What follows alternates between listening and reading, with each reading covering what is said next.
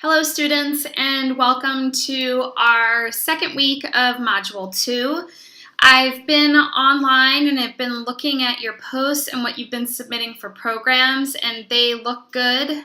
We do have some repeats, so do me a favor, and when we continue to go through this semester, if you've noticed some of your peers have posted to Blackboard and they've posted programs or things like that, please try to find unique sources because it enhances the learning experience for all of us.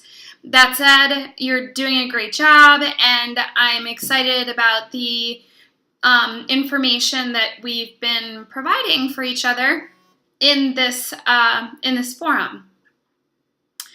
So what you will also notice is now available to you is the case study that is due at the end of this module.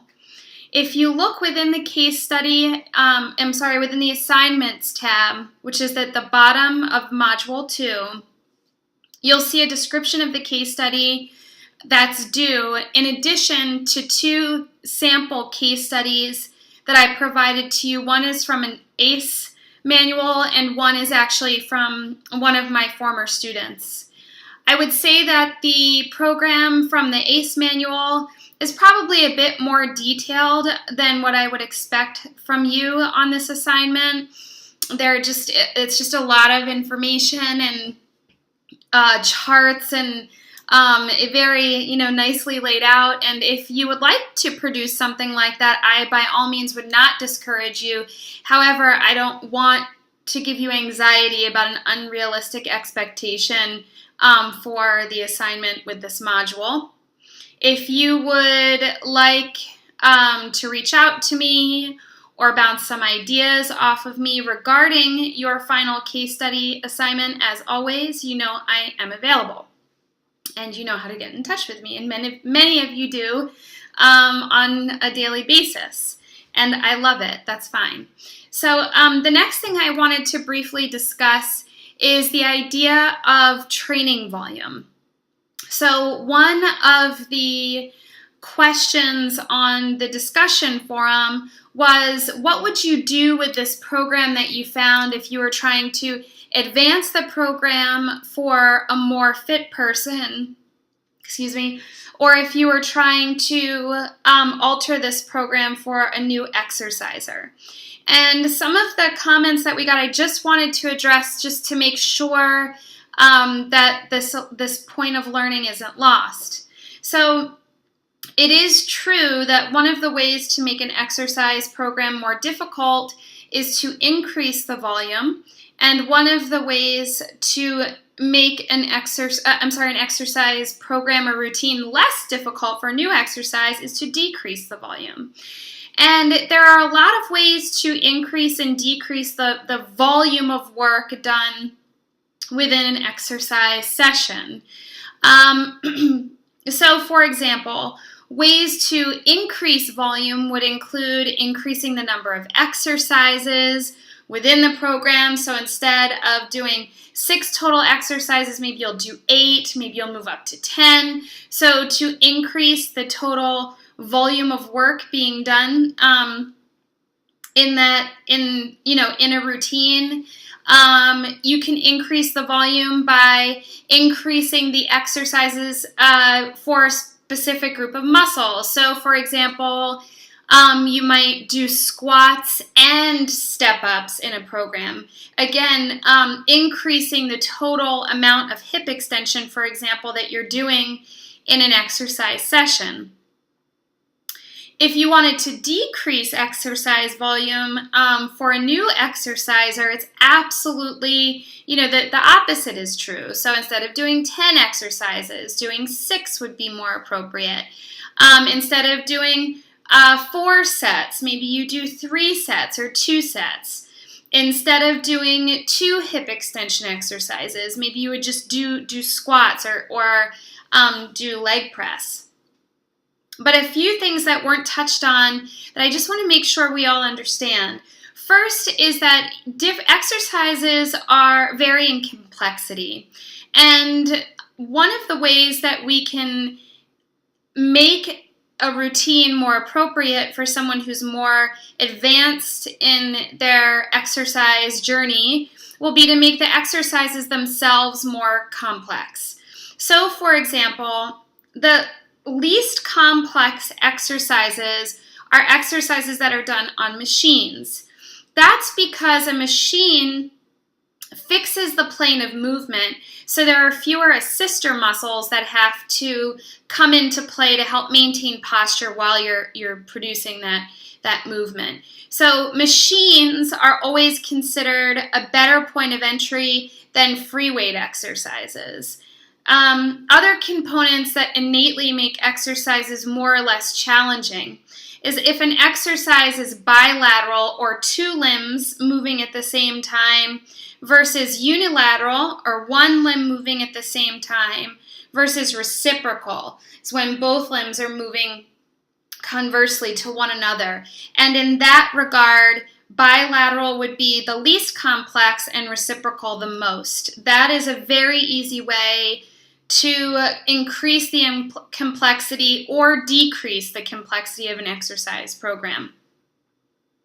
Finally, something came up during our discussion board that I really need to address, and that is the idea of decreasing volume by changing your repetition scheme.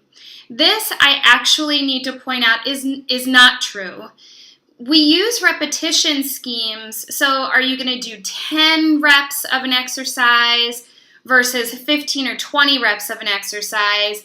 What's the difference? And here we have a very important fundamental component or point of understanding in resistance training.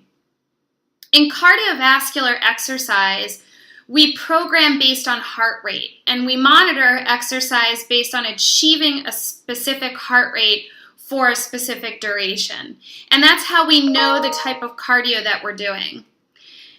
In resistance training, in a very similar fashion, we prescribe repetition schemes. And those repetition schemes are completed to what's called maximal volitional fatigue, which means at the end of each set, you do not want the person or yourself to be able to do another repetition. So if I've prescribed a 10 RM scheme, it means that at the end of that 10th repetition, I should not be able to do the 11th repetition or the 12th. Unless, of course, I'm training with a child, which is a completely and totally different conversation, because generally we don't train children to maximal volitional fatigue because it can close the epiphyseal growth plates and prematurely. So kids not included. But if I'm prescribing for a 10 RM, I don't want the person that I'm training to be able to do 11 or 12. They should only be able to do 10.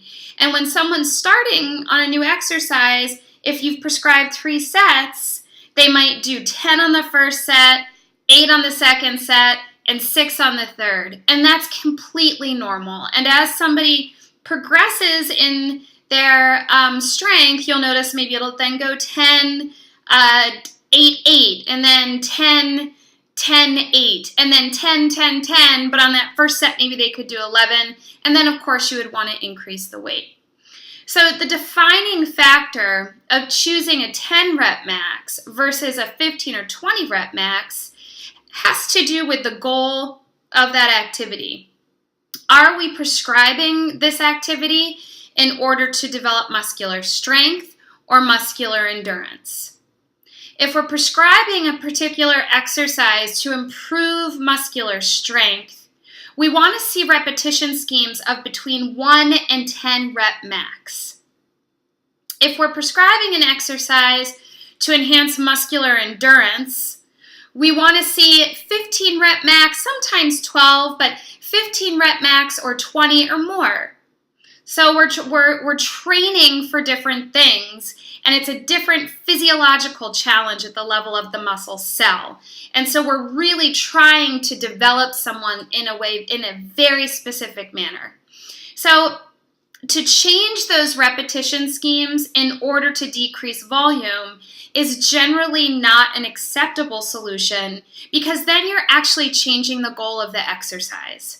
And going for 15 reps to failure versus going to 10 reps to failure is equally as difficult because they're both to failure. So without going too long, generally speaking, these videos I like to keep under 10 minutes. We could have additional discussion about this because there are other elements that you can add into a program like power. And when you add in power, you're looking at the time in which an exercise is completed. But in summary, exercise repetition schemes are prescribed for a very specific reason. So changing those as a means to decrease or increase volume is generally not an acceptable solution. So I hope that this has been fun for you guys. Little 10-minute chat. Again, I'm enjoying our discussion on discussion board. We can take this dialogue back up this week. Maybe I'll post again. Maybe we'll do something live. But it's been a real good discussion, and I'm having a great time facilitating this course with you. So if you need anything, reach out. You know how to get to me, and I look forward to talking to all of you soon. All right, take care. Happy Monday.